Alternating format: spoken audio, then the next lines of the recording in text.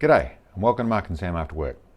Today I want to do a video on something we periodically get asked questions about, and that's the steel targets. Now I'll get into later on about our ELR targets. I've done specific videos about the 24-inch plate that we use for extreme long range shooting. But this bit of the video, or to start off the video, I want to talk about in general steel targets for the general people in all sorts of shooting steel. And most of that happens at ranges, at close range out to 100 yards sort of stuff, and then longer ranges in the 200, 300, 600, out to 1,000, all the bits and pieces in between. And I suppose to start off with the close stuff, which is handguns, or in the world of shooting in 3-gun competitions, whether that's in other parts of the world we're using semi-automatics, or over in Australia here, we're more likely using bolt actions or lever actions or that sort of stuff. But where we get to shoot steel at closer ranges. And I suppose there's a couple of things I want to go through. The first and obvious is in any of those situations, the moment you're within 100 yards and probably even 200 yards, you have the chance of material coming back towards you. Certainly in the closer stuff, the 50 yards, 25 yards, that sort of stuff, you have the chance of material coming back to you. And there's ways to alleviate that problem. In our civilian ranges, so a normal gun club and that sort of stuff, that type of thing, under 100 yards, we are not able to, it's not legal to, in the way of safety side of things, to use anything other than a lead projectile. So that means no jacketed projectiles, no copper jacket around the place. Now, some countries might not be familiar with that, find it unusual. That is simply the fact the jacket does sometimes come back towards you. That's not the case for military or for police or that sort of stuff. Then they'll be shooting down to, I think, 10 metres or 15 metres or something like that is how close they'll shoot. But keep in mind, for anyone who wants to play that game and shoot their own steel, there's a few things to keep in mind with that side of things if you're using completely lead projectiles, and even sometimes using lead projectiles. So those details move into always full covered, so potentially there's a bit of jacket's going to come back. If you haven't got covering on your body, you might end up with a little hole in you. Certainly eye protection, ear protection, eye protection, very important. Even when you're shooting straight lead, bits do come back occasionally. It's as simple as that. The next detail would be when it comes into the type of steel target you're using. There's a couple of very specific details that go with it. It needs to be the right steel. Largely, unless you're an engineer or unless you're working with buying actual targets designed for specific things, then it's not someone you can make a decision without knowing everything, pretty much. The right sort of stuff we use over here in the way of armoured steel is in the Hardox 450, the Bisloi 500, the Bisloi 550. These are sorts of steels that we end up using now which do the job and do the job properly, which are hardened steels. And largely if you're shooting down to the 10 meters, which is the minimum, or just over 10 yards, which is the minimum we can do it by the rules in our shooting side of things, then you need to be that needs to be the 10 mil thick is what we've really found, which is around the 3/8 of an inch thick. You can get down to quarter in some situations, but really the 10 mil is the safe place to stop at. And what we're actually talking about there is a couple of specific things.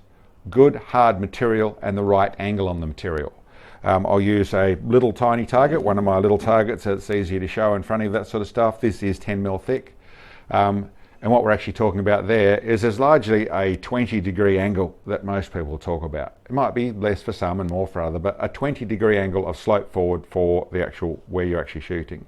The reason for that is that where the projectile comes and hits it, the main spray on this sort of thing is going to be down. So to understand how a projectile actually splatters, it really sprays straight out. It doesn't bounce back, doesn't go straight back the other direction, doesn't ricochet or bounce, it splatters. So when it's just lead, it'll tend to be just almost vaporizing, turning into a grey mist and spraying straight out. When it's jacket, then you'll find bits of jacket going with it. Depending on the speed of the jacket, we'll spray out from there. But by having it on this angle, there's two things you're actually doing. One, you're putting that force largely going down to the dirt, most of the stuff, because there's this bit of this pull ball angle going on. Doesn't quite work that way, but pushes more down the bottom. But the other thing is you've also essentially thickened the path for your target, for your projectile to go through. You have actually more steel on that line because you have this sectional angle is larger. So the other detail that's very involved in those situations, and I'll go into both sides of that. One is when you're shooting close, when you're shooting 10 yards or 15 yards or 10 metres or 15 metres or even out to 25, there is a lot of energy going on. Some people think, well, if you're just going with straight lead, that's done. Lead's just going to splatter. No, that's not the case. If your lead is travelling fast enough, and if you've got lead travelling up in above the 1500 feet per second, it still has a huge amount of energy. It'll pass through most steels when you've got lead at that speed.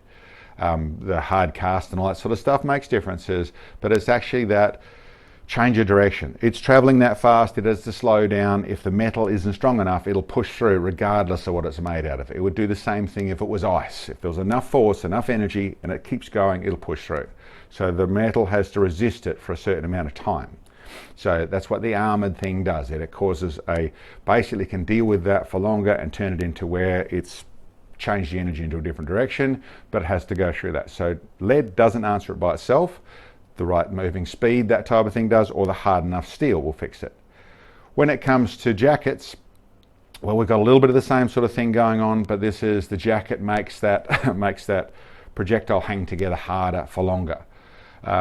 You'll still find, and for us over here, we don't really shoot it, so something like a lead jacket, you'd expect it's going to go straight through anything that's right in front of it, only at 15 yards, or potentially a bit of jacket coming back at you.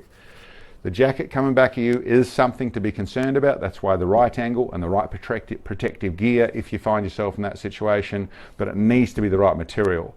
But another little thing that I've heard of, I should say, it's not something I've really done myself, but in talking to military police side of things, they'll actually run a little 55 grain jacketed projectile out of like an AR-15.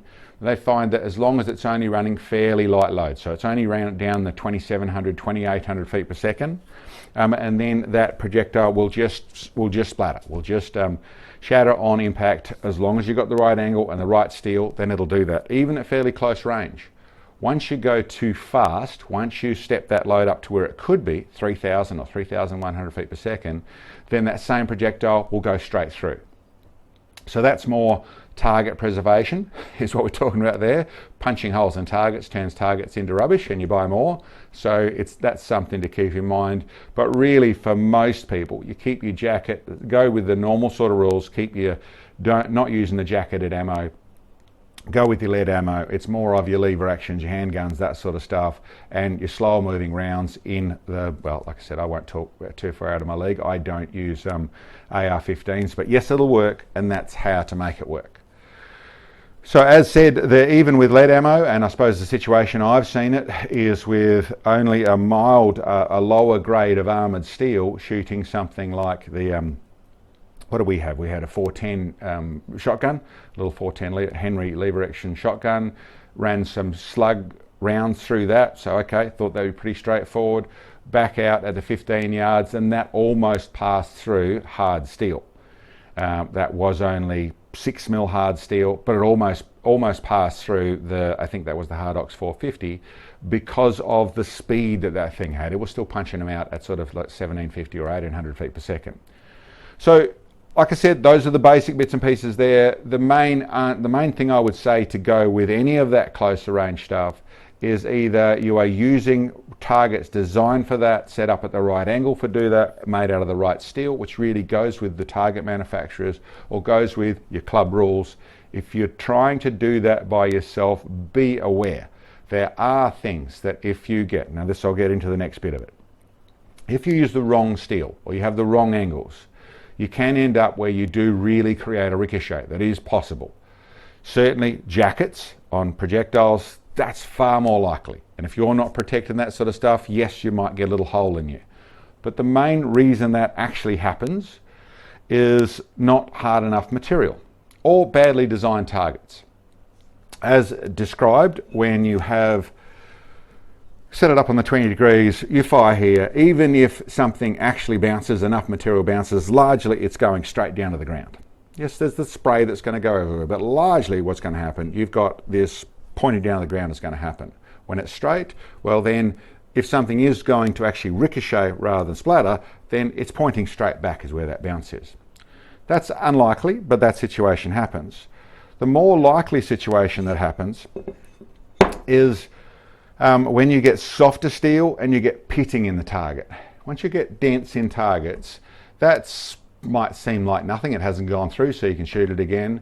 Well, that's actually where the moment you hit right next to that target, right next to that point, and then that stuff that's trying to spray out and go sideways, if it hits the side of, if we do the flat profile and the bullets are coming in here, and you have a dent like this, or multiple ones, and you end up with a projectile hits into somewhere here, and the stuff that's shooting sideways hits one of these dents, well, that can be ricocheting it straight back out to you.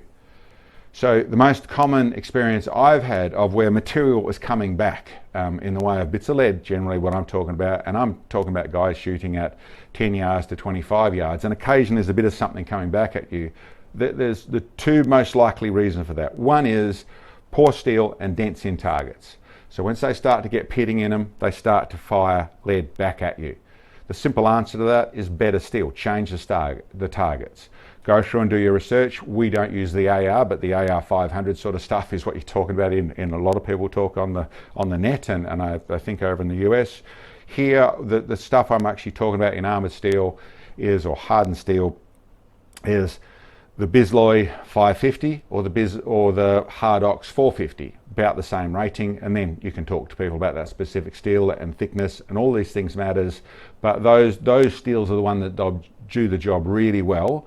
And if you're using the right sort of rounds, the right sort of speed, you're not going to see even indents on the target. They'll work away really nicely. And I have used down to 6mm in that sort of stuff for that same thing, using the right sort of rounds.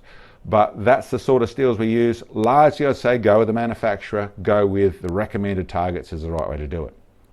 The other thing will do it, and this is more when people start to get into building custom targets and things like that, you can get material coming back at you when, although the target face might be designed properly so it sprays off there's things either side of that target face. If you've got some little protrusions or bits of steel or targets set up in different angles where they are only 12 inches or 18 inches or maybe 2 feet away from that first impact, then the larger bits of lead from hit that can hit against that, get that same sort of hit angle and ricochet back, that's about target setup, and that's where it'll come from. But it is all actually a little bit your pool table, it's a little bit understanding the angles, looking what's going on, understanding where things are going to go to make sense of that sort of thing.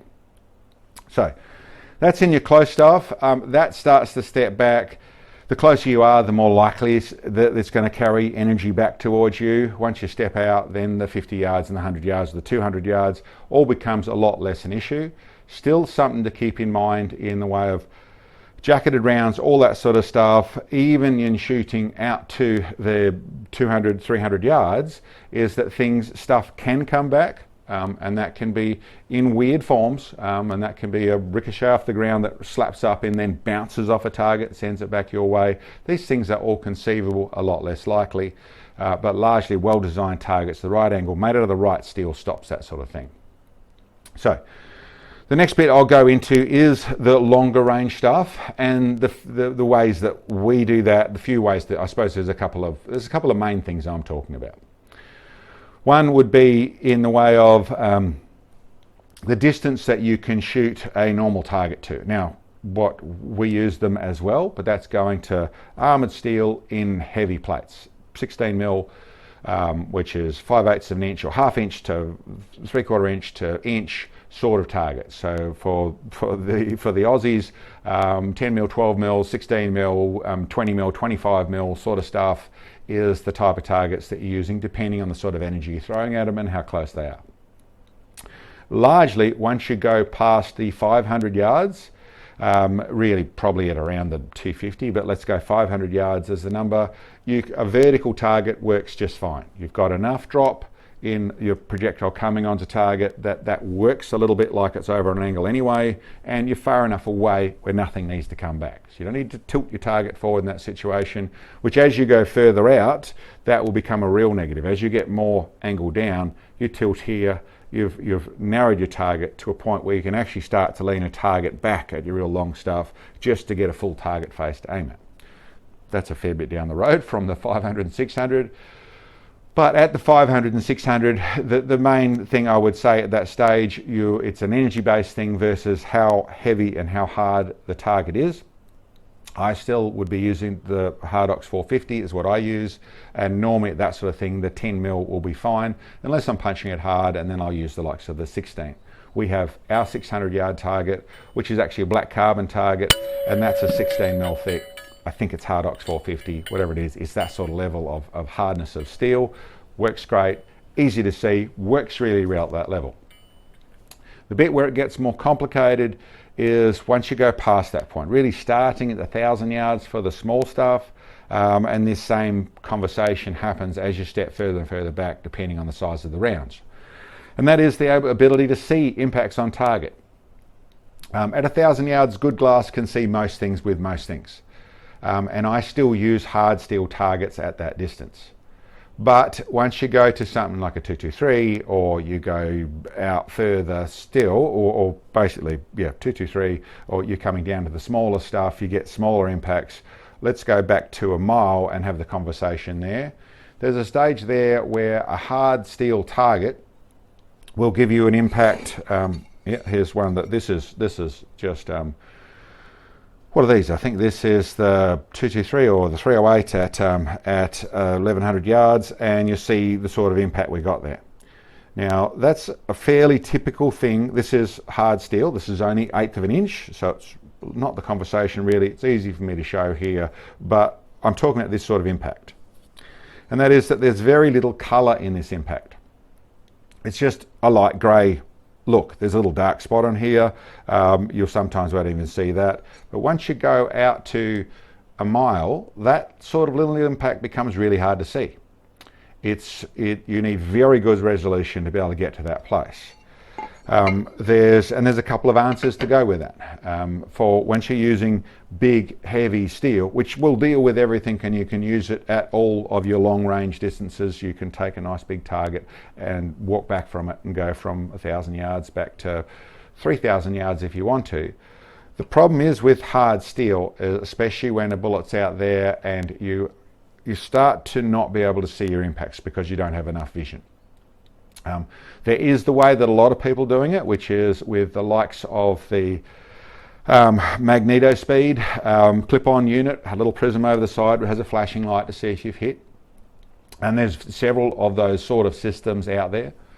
There is guys with now setting up more and more of your radio camera vision, so you can see your target to a degree. And yes, they both, the camera vision will tell you exactly where you've seen. It won't tell you if you didn't hit the target or where you didn't hit. You've still got to have good vision for that side of things. But it'll tell you where you've hit your target so you can correct, which I think is a valuable thing. Your magneto speeds and your flashing lights, they will tell you've hit the target. And so if you haven't got a flash, then you haven't hit the target. So that's good. And if you can see where your impact was otherwise, then you can correct on the target. I do it, I suppose we're a little bit pedantic in what we do. We use a 24-inch target, so we don't go to bigger targets, that sort of stuff. We use a 24-inch target once we're out at a mile and on. But we use mild steel, 3mm mild steel. Now I've done videos on what we're doing there, but the simple reason we're doing that for is that we're trying to run it as I see in my head the way the job should be done. And that's my head, I'm not trying to say anybody else, but we're a shooter and spotter team. So we both do our jobs. Largely me shooting, Sam spotting, but sometimes the other way around. She's a better spotter. So largely for the hard stuff, we do it that way around. And what we want to see, the mild steel, means that when it hits, even out at ridiculously long ranges, as a rule at least, if I've prepped the target properly, then it will, when it whacks, it'll bend that steel a little bit.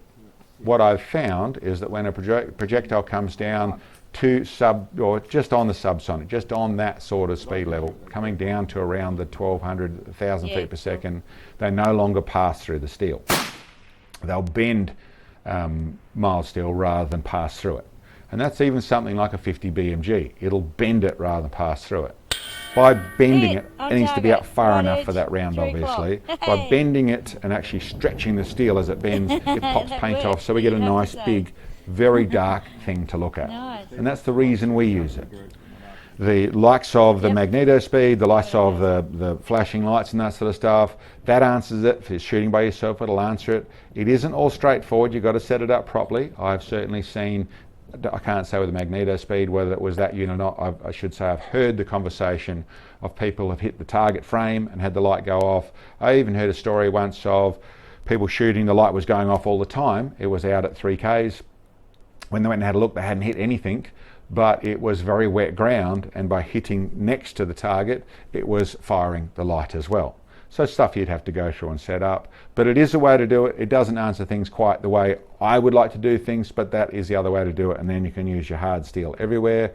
The only bit I suppose I'd point out there is your mild steel. If you use it right, you don't wear it out, you don't punch holes through it, you can flatten it out, you can repaint it, it goes out there, it's nice and light to set up. There's lots of advantages I feel to go with it, but that's the bits and pieces to go with that side of it.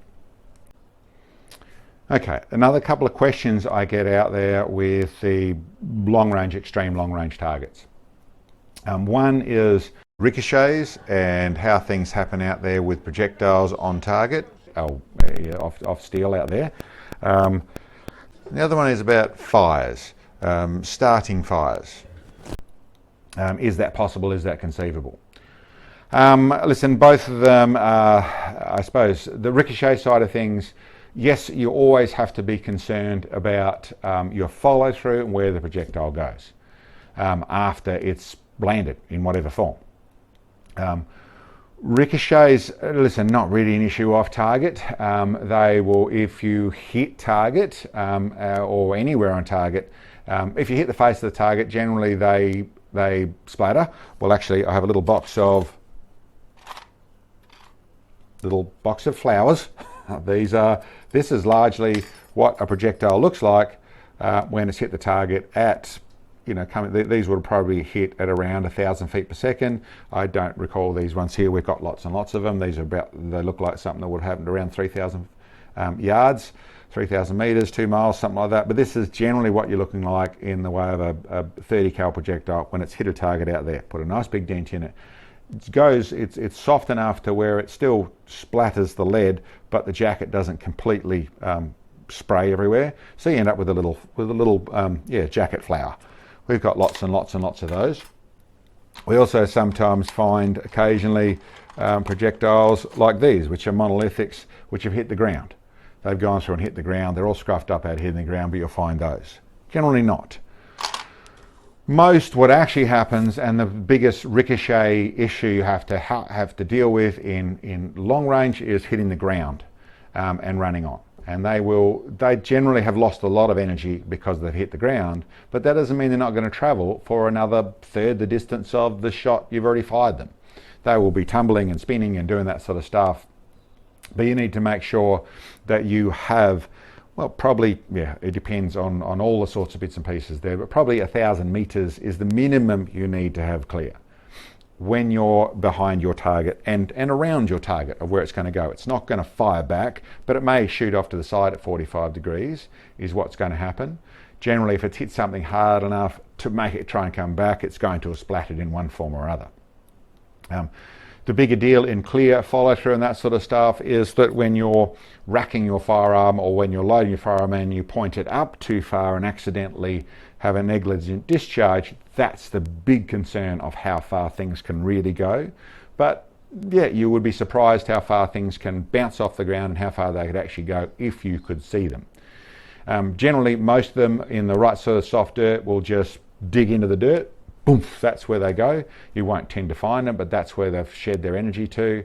And hitting the target, they're basically going to bounce and hit the ground, and you'll find them within a metre or two of target is where they go. As for starting fires, and I suppose over here in Western Australia or anywhere where it's tinder dry and that side of things, it's always something you should be concerned of. But the projectile out there, hitting something out there, no, it's not something. Sparks isn't what I've ever seen happen from copper or lead hitting steel. Never been something that I've seen at all. You need more speed, and of course, if you saw this tiny flint, a tiny flint of spark doesn't light straw. It has to light vapor to do that sort of things. But what I would be more concerned with is two things. One, if you're shooting into rock or scale or flint rock or that sort of stuff, then rock bash against rock or rock bash against steel. Okay, there's potential, I suppose. So your conditions and what you're shooting into and how dry and how much tinder and stuff is around the place. Probably a little tiny bit, not something that we've banged into any form. The real thought that we live in the bushfire land. If there ever was one, then we certainly do. And if you've got tinder dry conditions and hot winds and that sort of stuff, your movements, the firearm end, the muzzle flash, the muzzle blast, the vehicle movements, all the normal bits and pieces of what you're up to is more why you shouldn't be trundling around out there in the real heat. That is less to do with firearms, more to do with vehicles, and more to do with conditions. If it's really terrible weather, you've probably got terrible mirage as well. And it might be the day you've organised to go and do this, but adjust. It's not the day to do it. If it's really fire conditions, then don't be out playing with your firearms. It's not the way to do it. It's, like I said, it's super unlikely, but it's much more conditioned and environment based than it is to do with firearms and what projectiles are going to do out there. Not something I've seen happen at all, and we certainly have been in super dry conditions. We'll be late in the evening, it'll be settled back down. There isn't any fire bans or anything like that, but if there was the potential for it, we should have banged into it already, and not something we see or feel there's any risk with if you do it with your head screwed on.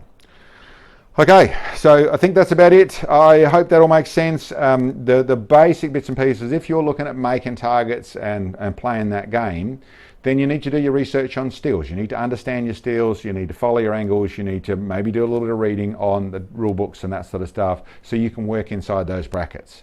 It is a little bit the pool game of angles, not quite different. They don't bounce straight back as a rule, but you still have to allow for that. But it's this straight and then back out that you have to be concerned about there. But largely good steel and the right angles answers that.